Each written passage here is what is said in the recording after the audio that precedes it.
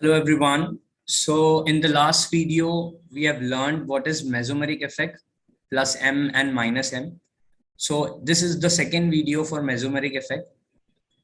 Now यहाँ पे हम लोग ये स्टडी करेंगे कि how to identify whether a group is a plus M group or a minus M group. Suppose ये हमारा एक group है and this is a benzene. So this group is responsible for plus M और minus M. अगर ये group benzene की density अपनी electron की डेंसिटी बेंजीन पे बढ़ा रहा है तो we say it is a plus M group and it is also known as electron releasing group. और अगर ये ग्रुप बेंजीन से इलेक्ट्रॉन्स खींच रहा है अपनी तरफ तो we say it is a minus M and this is known as electron withdrawing group. तो सबसे पहले प्लस एम का हम लोग देखते हैं कि कैसे हम लोग आइडेंटिफाई करें. So the only thing to identify plus M is क्या चेक करना है आपको? Check the atom connected directly with the benzene. जैसे यहाँ पे कोई एक ग्रुप ले लूँ मैं, for an example CH2 minus. If this CH2 minus is connected with this, ये ग्रुप क्या है हमारा CH2 minus. तो अब यहाँ पे देखो, यहाँ पे एक नेगेटिव चार्ज है कार्बन पे, तो this negative charge will donate its electron to the benzene ring. तो ये इलेक्ट्रॉन डोनेट कर रहा है तो हम बोलेंगे this is a plus M group. Now plus M में सबसे जो पावरफुल होता है दैट इज CH2 माइनस. फिर इसके बाद यू विल सी कि नेगेटिव चार्ज वाले और आ जाएंगे NH माइनस, देन इसके बाद O माइनस.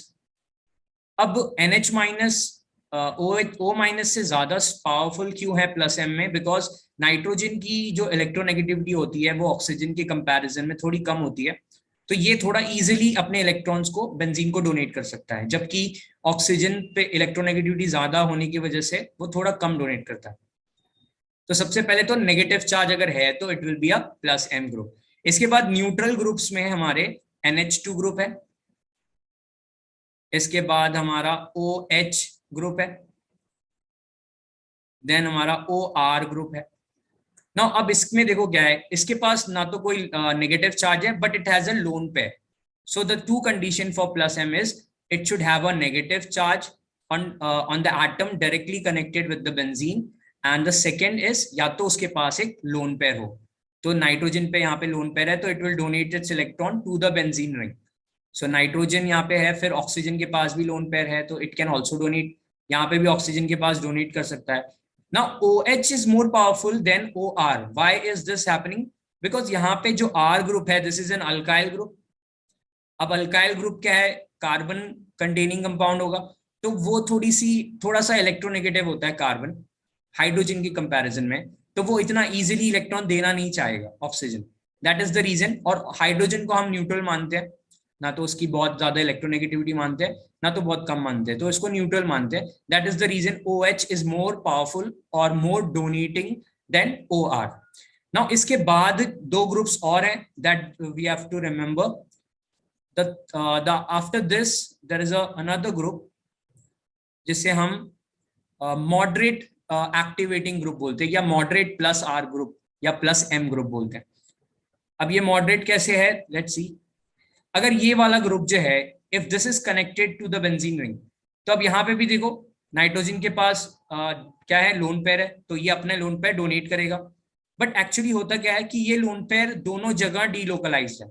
एक तो ये बेंजीन से भी डीलोकलाइज्ड होगा, और एक ये pi sigma lone pair, this is also a conjugated system, तो ये यहाँ पे भी डीलोकलाइज्ड है.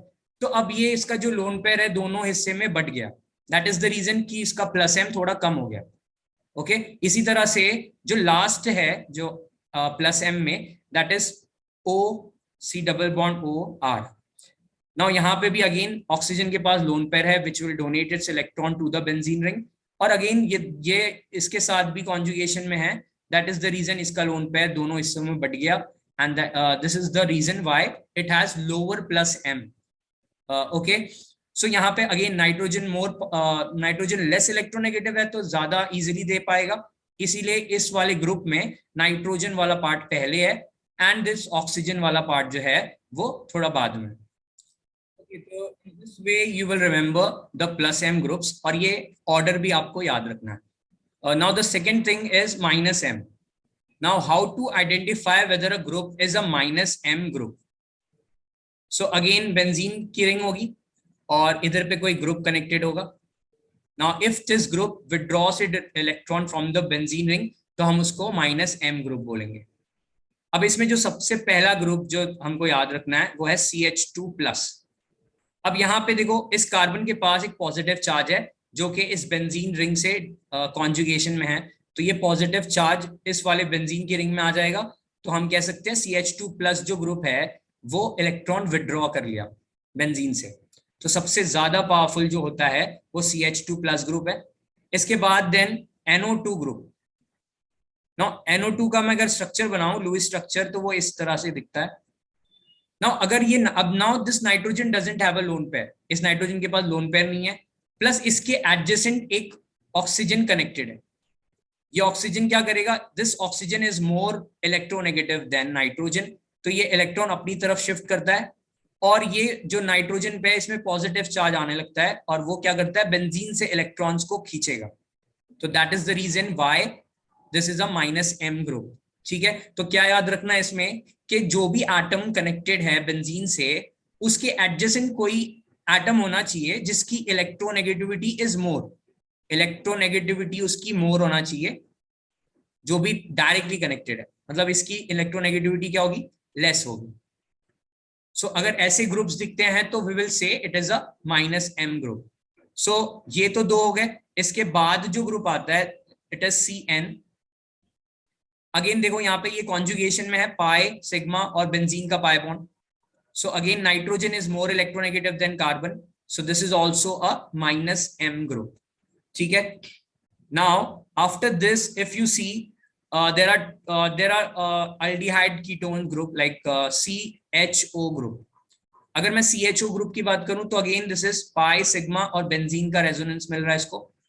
सो उसकी वजह से क्या होगा, ये इलेक्ट्रॉन यहाँ शिफ्ट होंगे और ये वाला इलेक्ट्रॉन कार्बन जो है अब पॉजिटिव चार्ज आ जाएगा उस पर, तो वो बेंजीन से खींचेगा तो CHO ग्रुप आ जाएगा. देन आफ्टर CHO ग्रुप जो है वो हमारा C++O ग्रुप है और सबसे लास्ट वाला जो ग्रुप होगा वो हमारा COOH. तो अब ये सारे ग्रुप्स जो है वो -m है. इन सब में कॉमन क्या है, इसमें कॉमन अगर देखो तो पहले तो ये CH2+ तो एक्सेप्शन है बिकॉज प्लस चार्ज आ गया तो वो डीलोकलाइज्ड है.